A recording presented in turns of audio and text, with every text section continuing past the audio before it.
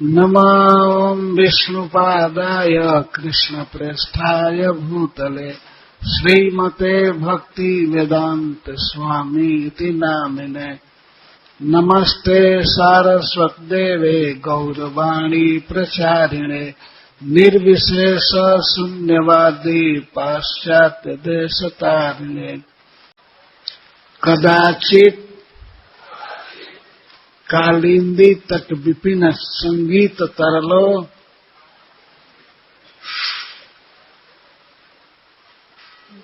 मुदा आभीरी नारी वदन कमला आस्वाद मधुपः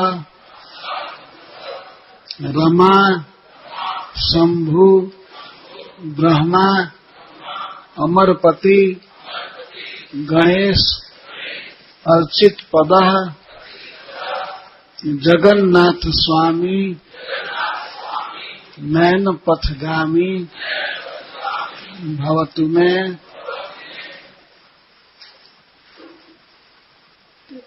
इसी चौथाई पद को आप लोग बोलिए। जगन्नाथ स्वामी नयन पथगामी भवतु में।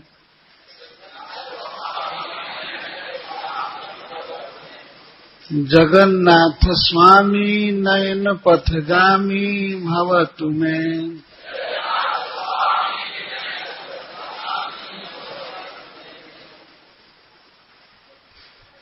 कदाचित कभी कभी कालिंदी तट श्री जमुना जी के तीर पर उगे हुए विपिन वन में संगीत तरला अपनी बांसुरी पर गीत गाते हुए जो नृत्य करते हैं, रास विहार करते हैं। मुदा परम आनंद में आभीरी गोप की नारी गोप नारी अर्थात गोपियां गोपियों के बदन कमला मुख कमल को आस्वाद पीते हुए मधुपः जो भंवरे के समान है, जैसे भंवरा कमल के फूल पर मंडराता रहता है, वैसे ही भगवान जगन्नाथ श्री राधा रानी के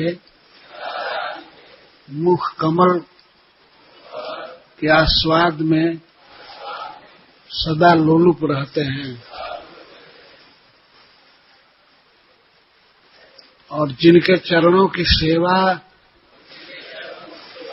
रमा लक्ष्मी शंभु भगवान शंकर ब्रह्मा सृष्टिकर्ता ब्रह्मा जी अमरपति और देवताओं के राजा इंद्र और गणेश श्री गणपति जी, इन सब के द्वारा अर्चित पदः जिनके चरणों की अर्चना होती है, ऐसे जगन्नाथ जी हमारे नेत्र पथ में उदित होकर अर्थात हमें दर्शन देकर आनंदित करें।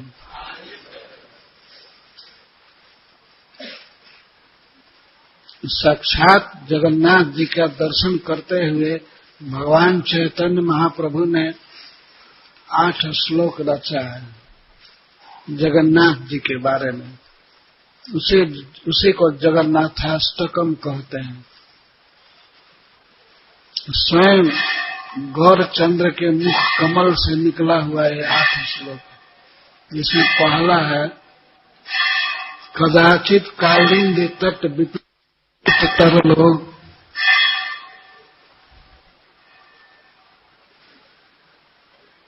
जगन्नाथ जी वास्तव में वृंदावन निवासी हैं। वृंदावन मूल स्थान है, वहां से फिर जगन्नाथपुरी गए हैं और भी कई क्षेत्रों में गए हैं, लेकिन मूल जो भूमि है भगवान की वो है मथुरा, वृंदावन।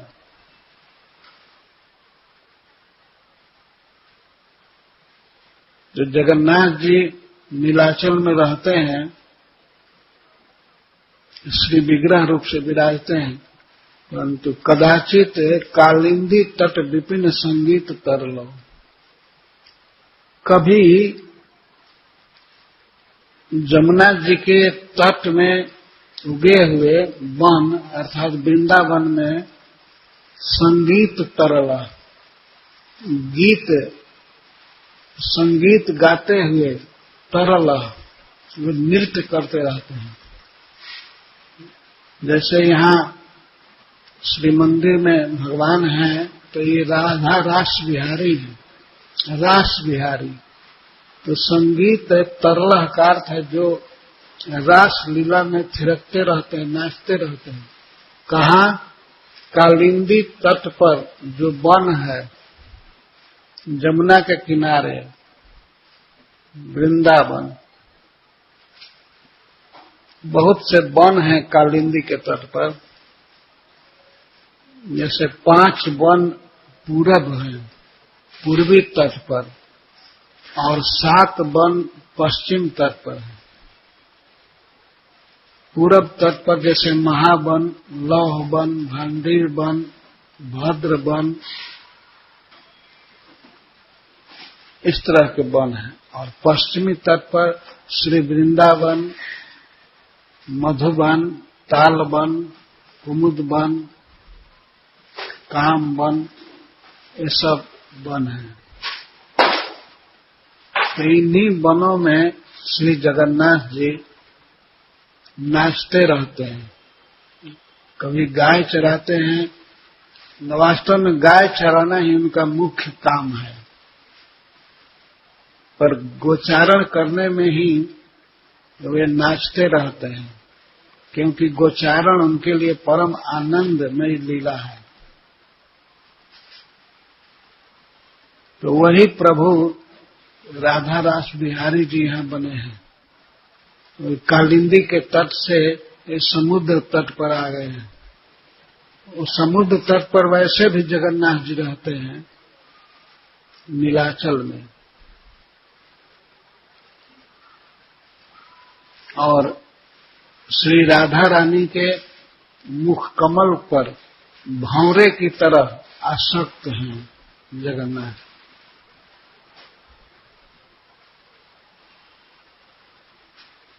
यह बहुत बड़ी बात कह रहे हैं भगवान चैतन्य महाप्रभु। मुदा आभीरी नारी बदन कमल स्वाद मधुप। भगवान जगन्नाथ जी राधा रानी के मुख पर इतनी आसक्ति से देखते रहते हैं कि जैसे भंवरा कमल के पुष्प पर आसक्त रहता है।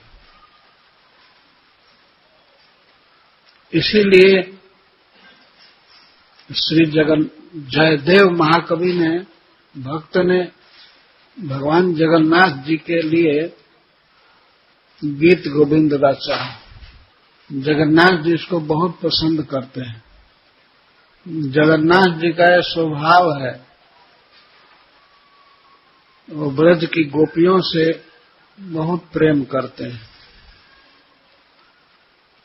कितना प्रेम करते हैं उसी का वर्णन किया गया है। आभीर नारी आभीरी नारी बदन कमल स्वाद मधुपा। गोपियों के मुख को भगवान पीते रहते, देखते हैं जैसे भंवरा कमल पुष्प के पराग को पीता रहता है।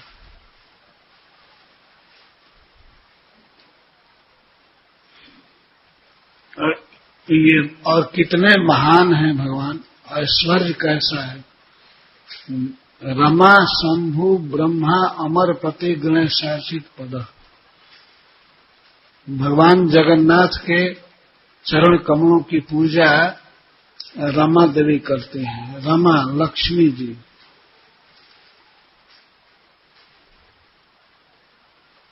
लक्ष्मी और शंभु भगवान शिव, ब्रह्मा और श्री ब्रह्मा जी, अमरपति देवताओं के राजा इंद्रदेव और गणेश गणपति जी, ये सारा महाराष्ट्र गणपति जी की पूजा करता है। और गणपति जी के स्वामी श्री जगन्नाथ जी हैं। गणेशार्चित पद, जिनके पद चरण गणेश के द्वारा, श्री ब्रह्मा के द्वारा, शंकर जी के द्वारा और देवराज इंद्र के द्वारा पूजित हैं। ऐसे जगन्नाथ जी के दर्शन की हम कामना करते हैं। वे जगन्नाथ जी कृपा करके आंखों के सामने उदित हों। नयन पथगामी, हमारे नयन जहां तक जा रहे हैं तो वहां वे नयन पथ में उदित हो जाए, गामी आ जाए। जगन्नाथ स्वामी नयन पथगामी भवतु में। नयन पथगामी भवतु मतलब मुझे दर्शन दे, मुझे आनंदित करें।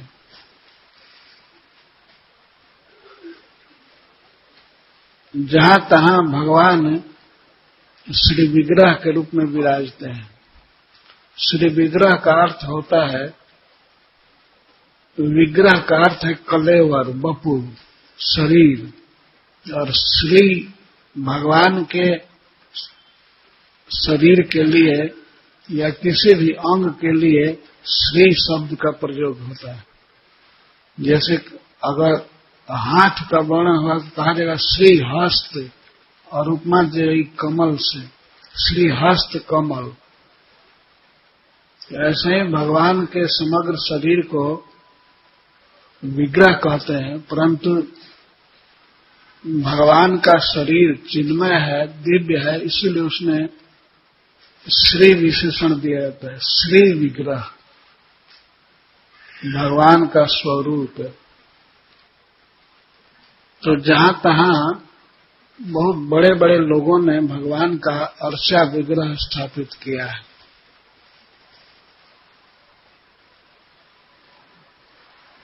जगन्नाथपुरी में जो नीलाचल पर्वत के ऊपर मंदिर है, वो स्वयं ब्रह्मा जी के प्लान से बना है। महाराज इंद्रद्युम्न ने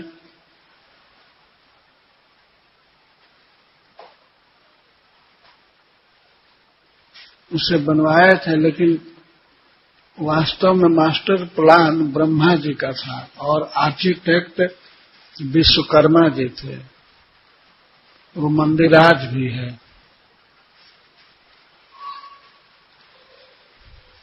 इसी तरह श्री वृंदावन में अर्चा विग्रह हैं, जैसे श्री बांके बिहारी जी, श्री कृष्ण बलराम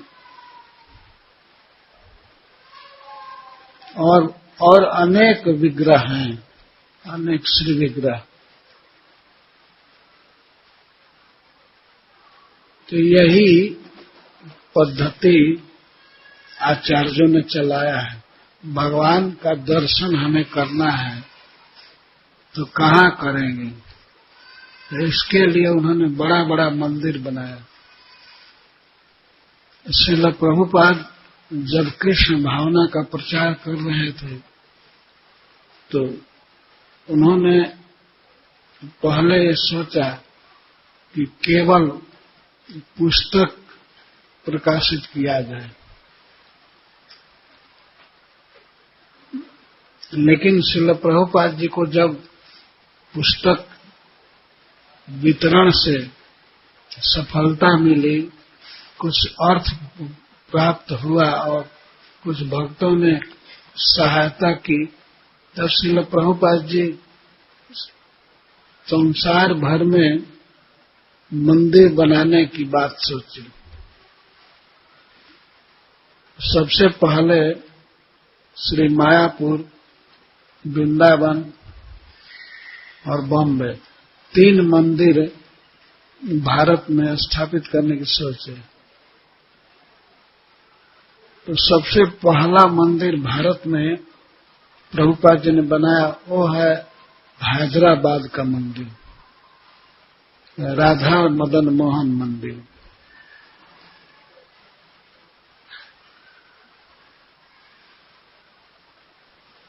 यह एक प्रश्न होता है कि क्या वास्तव में भगवान श्री मूर्ति के रूप में रहते हैं? अवश्य रहते हैं। एक भक्त हुए हैं नारायण भट्ट, जो गुरुवायूर मंदिर में रहते थे। जो गुरुवायूर मंदिर का निर्माण स्वर्ग के देवताओं के गुरु बृहस्पति जी और वायु देवता मिल करके किए। मनुष्य का बनाया हुआ नहीं है वो मंदिर, साक्षात देवताओं ने बनाया। बृहस्पति जी ने, जिनको गुरु कहते हैं, जो देवताओं के गुरु हैं, और वायु देवता, इसीलिए उसको गुरु वायु, गुरु और वायु का गुरुवायु। तो जब श्री विग्रह स्थापित हुआ वहां, तो बहुत जन लोग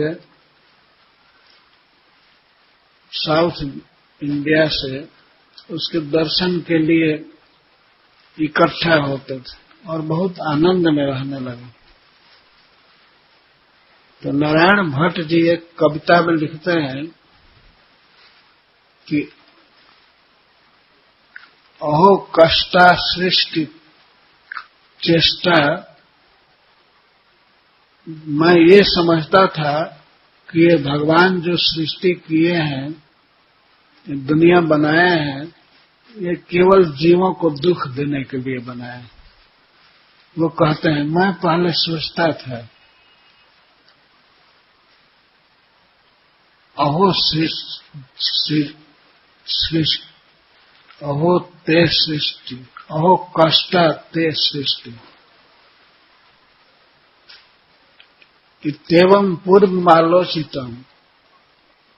पहले मेरी ये धारणा थी कि भगवान इस जगत को बनाए हैं जीवों को कष्ट देने के लिए। लेकिन हे प्रभु, जब से मैंने आपका दर्शन किया गुरुवायूर में, तब से मेरी धारणा बदल गई। अब ये विचार नहीं है कि कष्ट देने के लिए बनाया, नहीं, ये सबसे बड़ा आनंद देने के लिए भगवान सृष्टि किए हैं। यदि जीव की सृष्टि आप नहीं करते तो आपका ये चिन्मय अप्राकृत जो स्वरूप है, इसको अपने आंखों से, अपने कानों से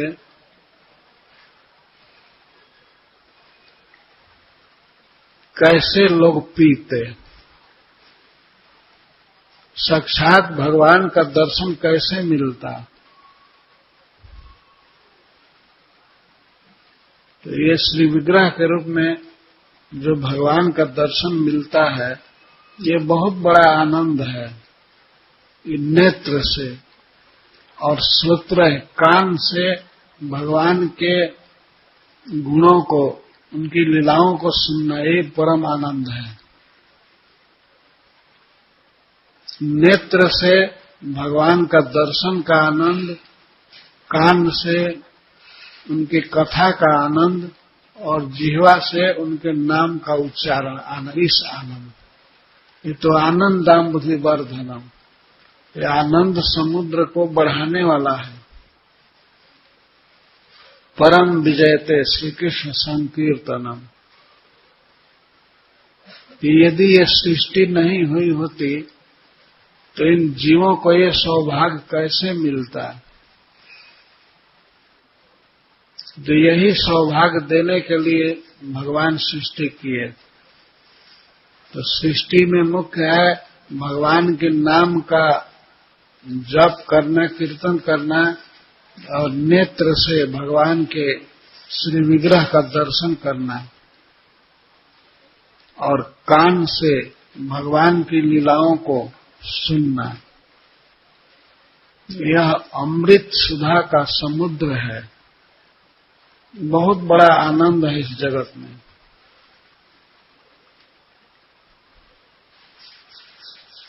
तो सृष्टि में ये सब चीज सुलभ है, इसीलिए बड़े बड़े आचार्यों ने मंदिर बनवाया, मंदिर में श्री विग्रह की स्थापना किया, जहां लाखों लोग आ सकते हैं, भगवान का दर्शन करके आनंद प्राप्त कर सकते हैं, भगवान का कीर्तन करके और कथा सुन करके।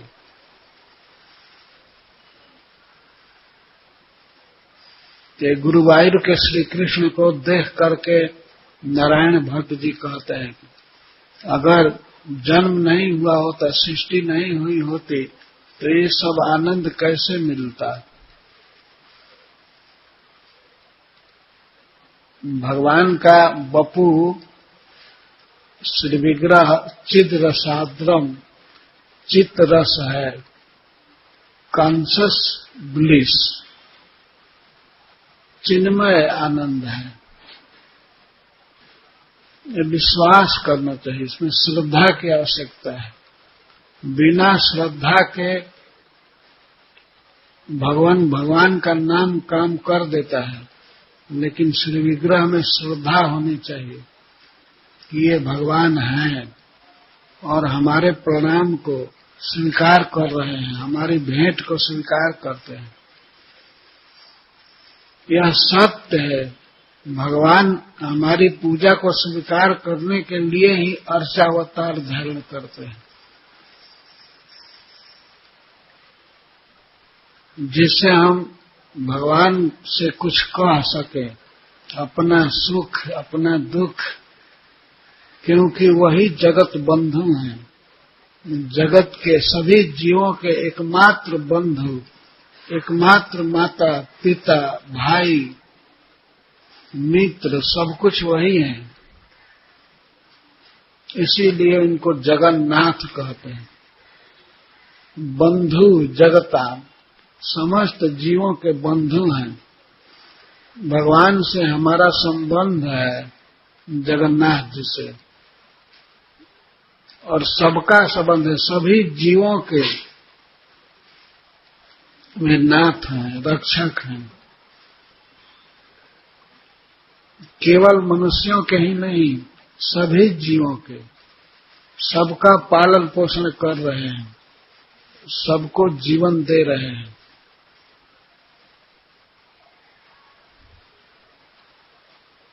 इसी विशेषता के कारण श्री कृष्ण का नाम है जगन्नाथ। जगत के समस्त जीवों के वे बंधु हैं। सुहृदम सर्वभूतानां, गीता में भगवान कहते हैं, मैं सभी जीवों का सुहृद हूं, सबका हित करने वाला, और बदले में कोई अपेक्षा नहीं रखने वाला। सुहृद उसी को कहते हैं जो कुछ बदले में चाहे न, अपनी प्रशंसा न चाहे या कोई पैसा न चाहे, और बिना अपेक्षा के जो हित करे। तो भगवान हमारे ऐसे सुहृद हैं जगन्नाथ देव।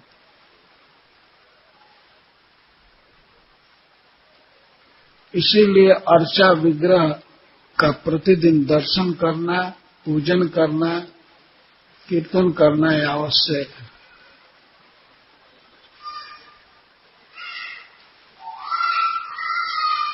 असली बंधु, बंधु का अर्थ है मित्र, भाई, माता, पिता या अपना जो भी संबंधी कहिए, ये सब बंधु हैं। लेकिन कोई थोड़े काल के लिए, कोई 5 साल के लिए, कोई साल भर के लिए, कोई 100 साल के लिए बंधु। लेकिन श्री कृष्ण अनादि काल से अनंत काल तक हमारे बंधु रहेंगे। वो कभी स्नेह टूटेगा नहीं भगवान का। जीव उनका स्मरण करे या न करे, वे सदा स्मरण करते हैं। वे सदा इसका ध्यान रखते हैं कि ये जीव हमारे हैं। ममई वांसो जीव लोके जीव भूता सनातन। जगन्नाथ जी का ये विचार है, ममई वांसो जीव भूता, जीव मेरा ही अंश है। एवक लगा रहे हैं भगवान, एक मेरा ही अंश है और किसी का नहीं।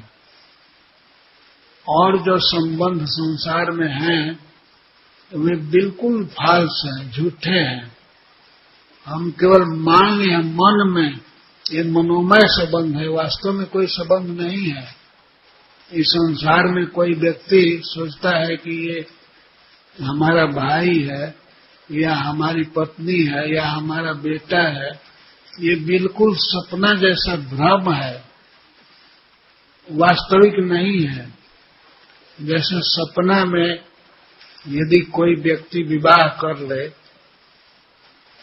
वो सब देखेगा कि हम जा रहे हैं ससुराल, विवाह हो रहा है, उधर से कन्या आ रही है, लेकिन जगने के बाद न तो विवाह है, न बारात है, न कन्या है, कुछ नहीं।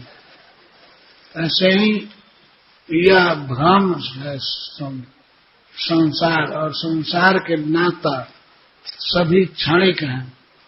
असली नाता कृष्ण से है, जगन्नाथ जी से है, और सदा रहेगा। हम चाहे याद करें या न करें, ये संबंध रहेगा। हमारी ड्यूटी नहीं है कि हम उस संबंध को याद करें, हम कीर्तन करें, प्रणाम करें और दर्शन करें।